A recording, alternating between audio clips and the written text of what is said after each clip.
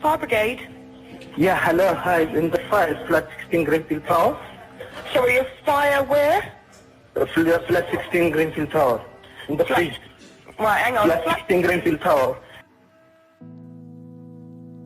It is the 27th of January 1925, and an old retired Field Marshal takes his last breath. Throughout his career, death and destruction was a necessary evil. Spanning nearly 50 years, he has achieved many accolades. With many battles under his belt and the high rank of Field Marshal, it is often customary for the person's legacy to extend beyond their family and be recognised in the naming of roads and buildings. You see, the person we're talking about is only linked to this week's video in name, but the name would become a byword for neglect, tragedy, and the ever-looming spectre of brutalist high-rise apartment blocks that litter British cities. That man's name was Field Marshal Francis Wallace Grenfell. His name is remembered not for his actions on the battlefields of British colonialism, but instead a horrific building fire in the 2010s. Welcome to Plainly Difficult. My name is John, and today we're looking at the Grenfell Tower disaster.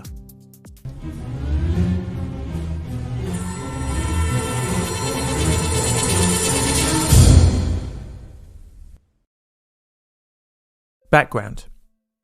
Our story begins nearly 50 years after Grenfell's death, with a need also common, that is housing. A need that would drive the UK to source quickly and easily built residential buildings. No more requiring social housing, arguably was the nation's capital. One such development was the infamous Ronan Point, out towards the eastern end of London's vast metropolitan area, but another would be out in the west. This would be in the borough of Kensington and Chelsea, near Notting Hill to the east of Latimer Road Tube Station, which is around here on a map. In 1964, plans were proposed for redeveloping the slums of Nottingdale into a modern and brutalist social housing estate. These were all the rage in the 1960s, where London was still redeveloping after the destruction caused during the Second World War. The plan from architects Clifford Weirden and Peter Deakins was to build a housing estate, shopping piazza, and a new Latimer Road London Underground station. To connect all the buildings, which would include a couple of tower blocks and a few smaller residential buildings, elevated walkways were planned. The original plans also looked to place decking over the roads for public spaces, thus hiding vehicle traffic from view. The newly reborn, in 1965, Royal Borough of Kensington and Chelsea did not show much interest in creating two-storey roads. I'm still trying to decide whether this was a good or bad concept. Probably bad, as history has shown we aren't very good at maintaining concrete infrastructure, as anyone who has ever had to rely on the Hammersmith flyover would probably agree with. And thank the sat-nav gods, I have never needed to drive down there recently. Well, long story short, the new estate was to be less innovative after the council refused some of the more modernist concepts. But it didn't mean that it was a cookie-cutter estate. It did have some interesting features. Deakins had previously helped with the designs of the Barbican housing estate, as well as the Golden Lane estate, so by now he was a bit of a brutalist design veteran. The plans would end up being scaled back when London Transport saw no need of building a new station, but the main tower block was retained. It would be named after a Field Marshal, Mr. Grenfell. The disaster of Ronan Point would directly influence design considerations for the main tower on the Lancaster Road West Estate, as it was known. As such, Grenfell would be built with an attention to strength. The idea was for the building to last well over 100 years. To achieve this, Grenfell had a central core containing the lift, a single staircase, and vertical sections for the services like water, telephone, and electricity. Coming out of the core were external perimeter columns. A central boiler room was provided for hot water. This was situated in the basement and fed the whole housing development. Construction for Phase 1 would begin in 1970, with Grenfell seeing initial works beginning in 1972. The building would be 67.3 metres tall, or 221 feet tall, and originally contained 120 1- and 2-bedroom flats. 20 of the 24 stories would be used for residential, with the bottom 4 being used for non-residential purposes. To help with the flexibility of accommodation, all internal partition walls were not structural.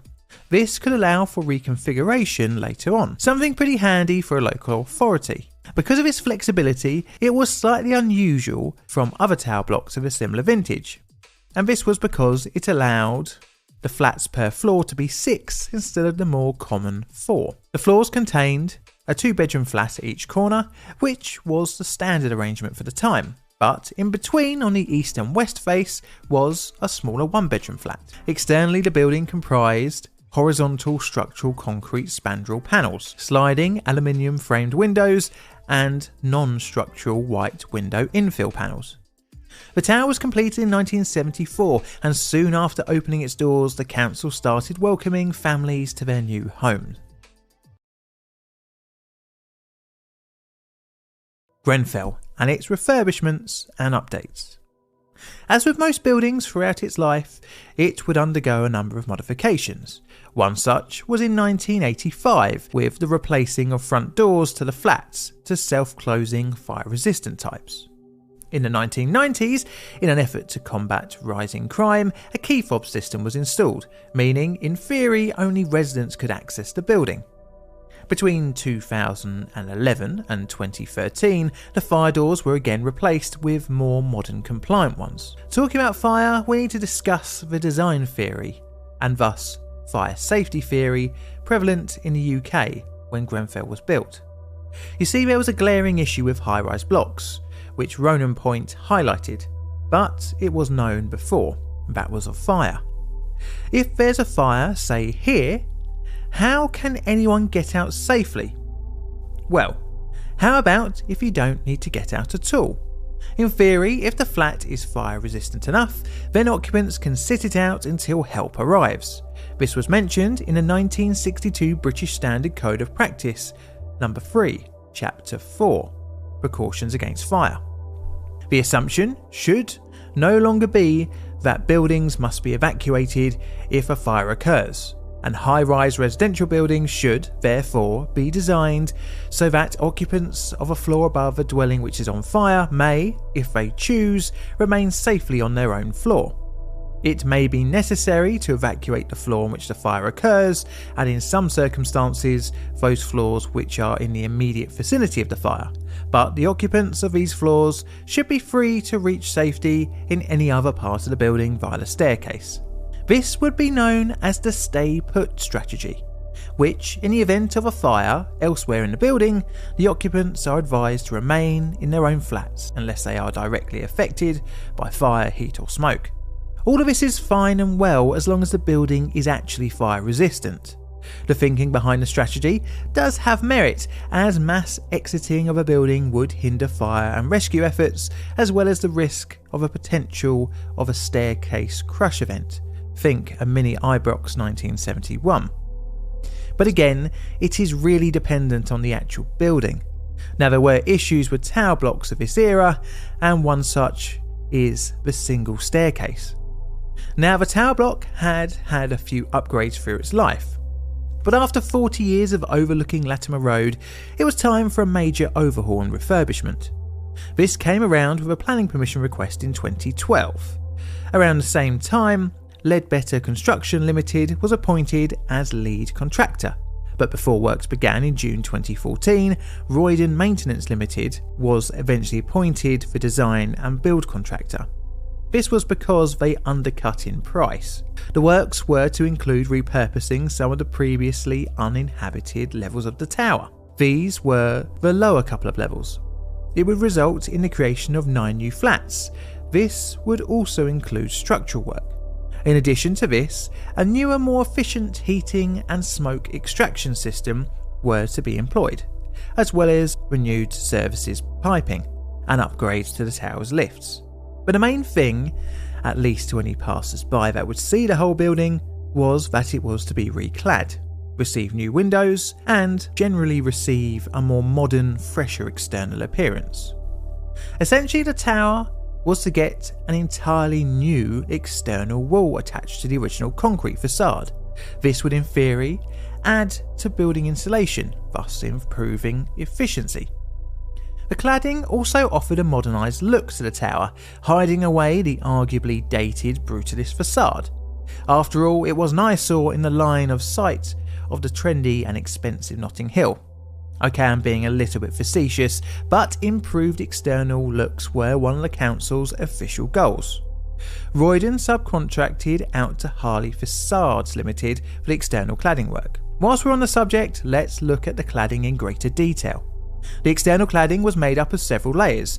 Firstly, directly connected to the original external walls was PIR foam insulation, followed by a 2-inch cavity and finished off with another layer of cladding in the form of ventilated rain screen panels made of aluminium composite material. The composite cladding was made of a 3mm thick core of polyethylene bonded between two 0.5mm thick sheets of aluminium. These were mounted to the building via aluminium mounting brackets. The new windows would be mounted and glued to the PIR installation. UPVC window jambs will be mounted over the original wooden window frame and the installation. It would create a wider window ledge as it covered the extra layers added to the concrete facade. This system was more cost effective compared to others available on the market. The trade-off was, however, that the more expensive options were more fire resistant. The materials used in the refurbishment would be a pretty hefty saving for Kensington and Chelsea TMO, the organisation formed to manage all of the Royal Borough of Kensington and Chelsea's housing. Nearly £300,000 in total, a pretty big cost reduction on an £8.7 million refurbishment project. This, and amongst other savings, were the reason for that contract to change in 2014. Regardless, the refurbishment was signed off, and there it stood, tarted up to look pretty. A home for nearly 300 people. A home that should be safe, somewhere to put your stamp on. A place of comfort, family, entertainment, a space for memories, but occasional sadness. But not a death trap. Well, until it was. The fire.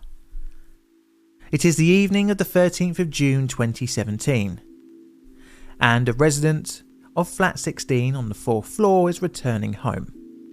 The time is 23:30 and Behalu Kebede goes to his living room. The two he is sharing flat 16 with are asleep. Kebede goes to sleep on a mattress in the living room. Shortly after, he is woken up by probably one of your worst nightmares, a fire alarm.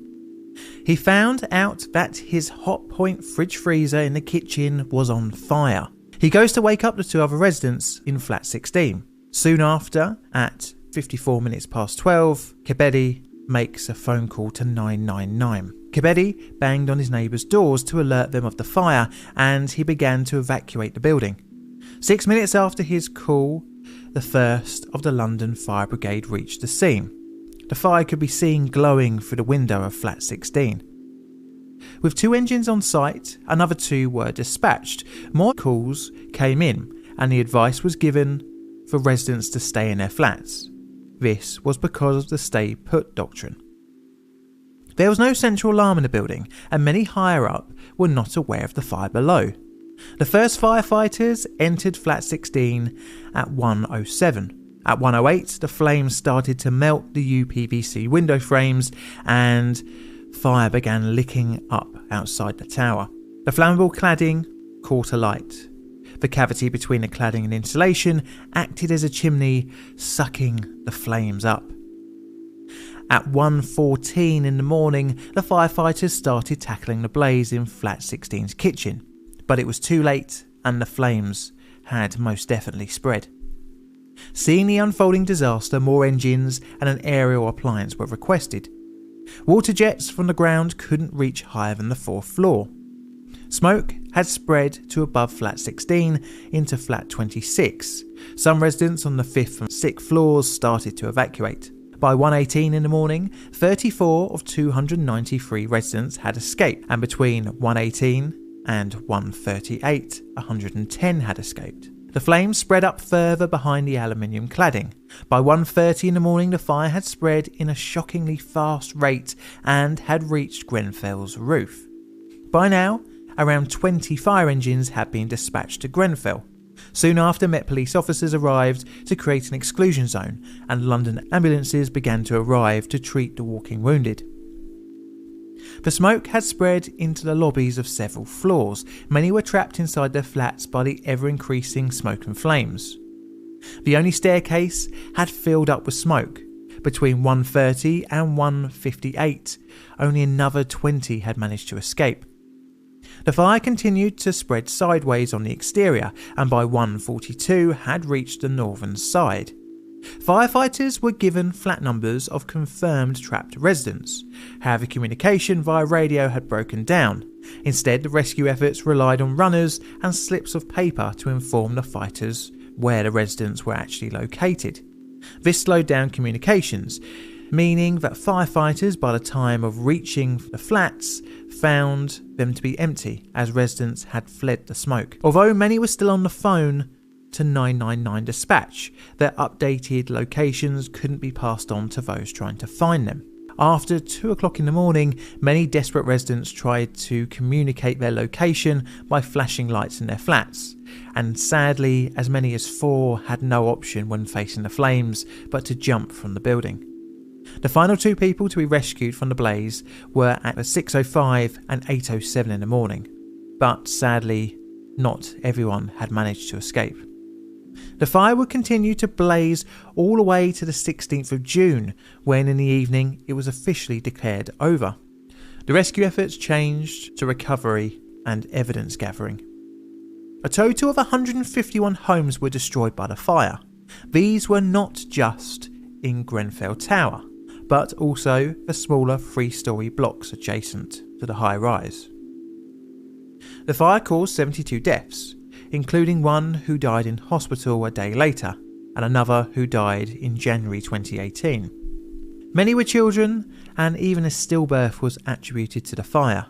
Needless to say, the disaster cut deep into the local community. Needless to say, an investigation would follow, and this would come in the form of the Grenfell Inquiry, which was announced by the then Prime Minister Theresa May on the 29th of June 2017. And oh boy, it would uncover the neglect that went into that tower. The investigation and inquiry. Soon after the disaster, on the 29th of June, Theresa May announced that Sir Martin Morbick, a retired judge, would take the lead in the inquiry. Grenfell Tower was covered in scaffolding and a protective wrap to help preserve the evidence within. It was pretty clear the start of the fire was the freezer in flat number 16. This melted away the UPVC window frames and jambs that covered the highly flammable insulation. Once this was exposed, fire was then able to spread into the cladding. The investigation quickly found the cladding to be the cause of the rapid spread, but this was not very surprising to many. In 2014, the council were warned of their decision to use this type of cladding and insulation combination, and it was advised to only use it in combination with a non-flammable insulation. It was also known as early as 2012 that Grenfell had some serious safety management issues.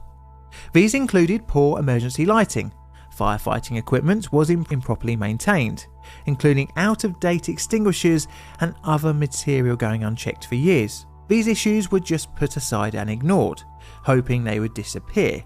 Some residents even formed a group called the Grenfell Action Group, and even created a blog. They had in 2013 published a health and safety report from 2012, raising concerns about the fire safety of the building. The group also pointed out the lack of appropriate escape routes, and that the hallways were allowed to fill with rubbish, blocking off the paths of escape that did exist. In an ever-classy move, in 2013 the council threatened the bloggers with legal action, saying that their posts amounted to defamation and harassment. Even more tragically, two of the blog writers, Mariam El-Ghwari and Nadia Chalker, would be amongst those who lost their lives in the fire. Now, all of these concerns were apparent in Grenfell way before the refurbishment. It was found during the inquiry that in November 2016, the London Fire and Emergency Planning Authority served a fire deficiency notice to the Kensington and Chelsea Tenant Management Organisation, listing multiple safety issues at Grenfell that required action to be taken before May 2017. And unsurprisingly, many of these were still not fixed in June. Now, this would be hard to see as anything other than criminally negligent, and on the 27th of July 2017, the Metropolitan Police issued a public notice to residents saying that they had reasonable grounds to suspect that the Royal Borough of Kensington and Chelsea and the Kensington and Chelsea Tenant Management Organisation may have committed corporate manslaughter. However, these charges have yet to be raised as the Grenfell inquiry has only just wrapped up. It is divided into two phases. Phase 1, which has been the primary source for this video, was released in October 2019. This covered the facts about the refurbishment and the night of the fire. Phase 2 will try and find out who was at fault for allowing the refurbishment to take place, as it did. As such, charges are unlikely to materialise until at least 2023 or even 2024. Sadly, this means that it could be 7 years after the disaster until some action was taken legally. Some charges were brought for fraud, however. In a disgusting effort of profit from others' pain, 21 people tried to claim compensation for either being in the tower when they weren't, or for family members who also weren't. They were charged and found guilty and sentenced for their fraudulent activity. But what of the tower now? Well, it's still there, awaiting the end of the inquiry. From there it will be demolished and turned into a memorial for these victims. The disaster shows the end result of negligence, penny pinching and underinvestment. The sum £300,000 saving would be eclipsed by the estimated £200 million to £1 billion in costs associated with the disaster. The disaster would also lead to the UK cladding scandal, which would financially ruin many, as overnight their apartments became worthless due to insurance companies refusing to cover externally clad buildings. It also caused many residents to be rehomed or even just evicted, as some buildings became condemned. Now, there is a whole political, social and economic side to this disaster that I haven't even touched, but that's because I don't feel quite qualified enough to speak on it. But I do recommend reading the inquiry report and Phase 2 when it's released, although you'll probably be saddened and even more likely angered by the story of Grenfell. Now, this subject I'm going to give the rating of outright negligent and 9 on my legacy scale. This is a Plain Difficult production. All videos on the channel are Creative Commons Attribution Share Alike licensed. Plain Difficult videos are produced by me, John, in a currently wet and windy corner of South London, UK. If you like this outro song, then please feel free to check it out in full on my second channel, Made by John. I've got Instagram and Twitter, so you can check them out if you want to see any random photographs I post up. I'd like to give a very nice, warm thank you to my patrons and YouTube members for your financial support, as well as you, my loyal viewers who always come back every week for your dose of disaster. And all that's left to say is, Mr. Music, play us out please.